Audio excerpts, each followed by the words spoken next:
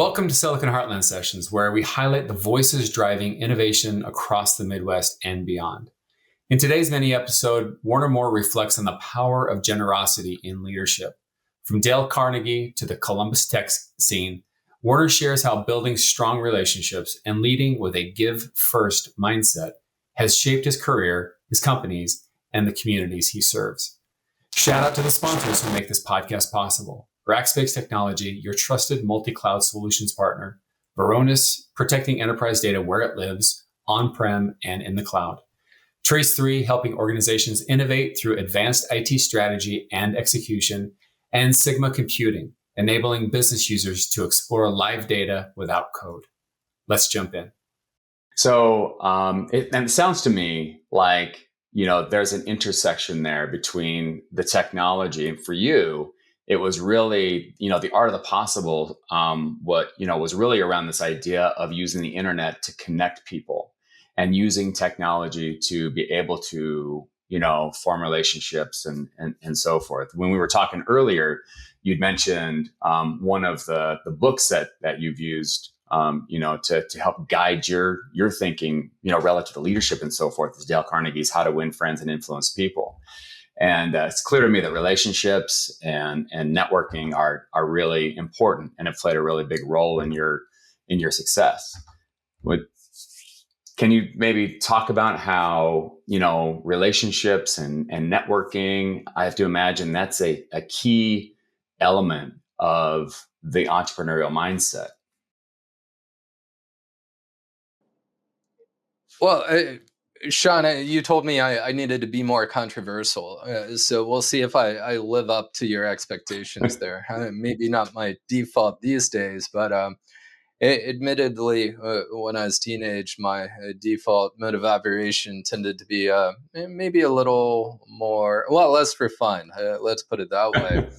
And I'll never forget when I was around 17, I was having some, I'll call it debates with my father, and he dropped one of the early copies of Dale Carnegie's How to Win Friends and Influence People on my desk. And I've always been an avid reader, and I read it, and I found it really influential, and maybe not in the moment, but the concept stuck with me, and I'm rereading the book multiple times.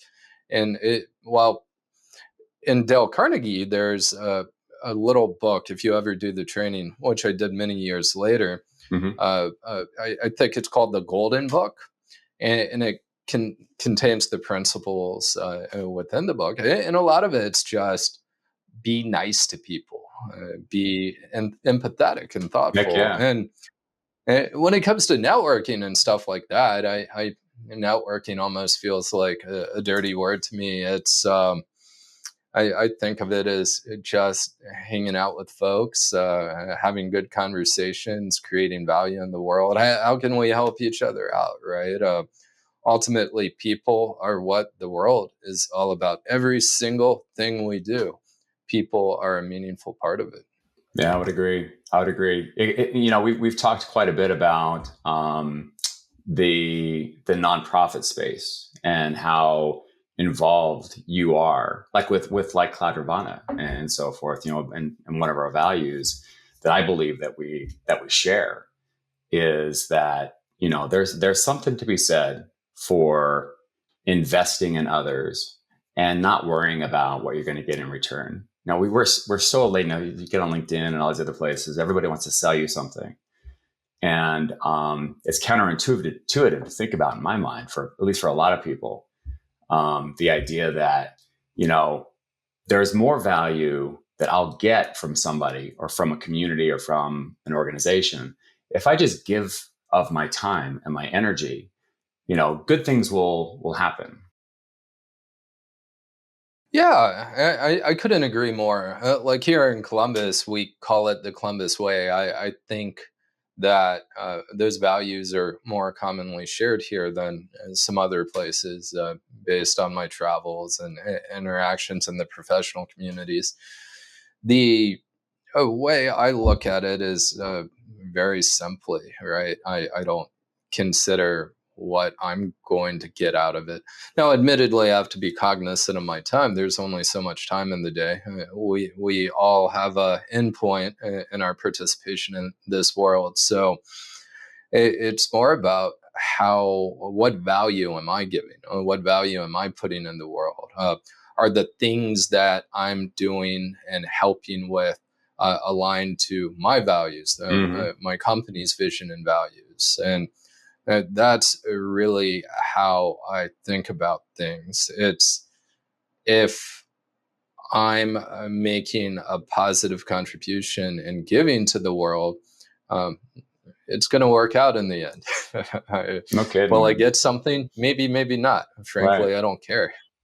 I love it. That's such an amazing way to approach your relationships and your career. Sort of thinking about your career trajectory and the path that you've taken. Obviously, as you said, networking is important. Being empathetic, being kind, investing in others, and so forth. Obviously, are all very, very important.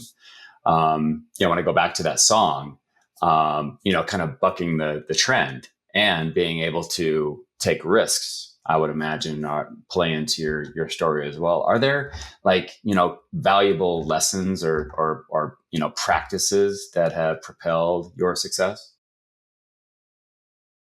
Well, I'll ground in what you said about risk. And there are so many cliches in entrepreneurial and business and career circles. Something someone might hear commonly in the startup world is fail fast. Well, the part we don't talk about is there's a privilege that lets people fail fast and multiple times, and Mm-hmm. not everyone has that privilege. And the there are many examples where even those who created something then from nothing, some of our biggest companies in the world, they had a lot of opportunities through their upbringing, their parents' resources, Yeah. and that's fine. I welcome it. If folks are building value, giving value, game on. I support you regardless of your background. Um, but when it comes to risk, I think that's different for everyone. Yeah.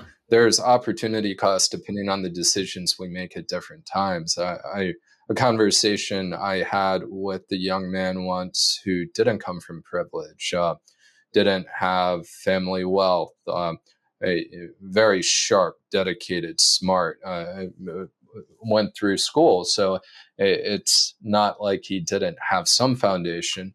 But if he started a company and failed, well, uh, the worst case scenarios are worse than some other people. So Mm-hmm. in some cases, I might recommend that someone first focus on a career as opposed to that romanticism we create about dropping out of school and founding a company when one is really young. Thanks for tuning in to Silicon Heartland Sessions. If this episode resonated with you, be sure to subscribe, share, and leave a review. And a final shout out to our sponsors, Rackspace Technologies, Varonis, Trace3, and Sigma Computing for their support of our growing tech community.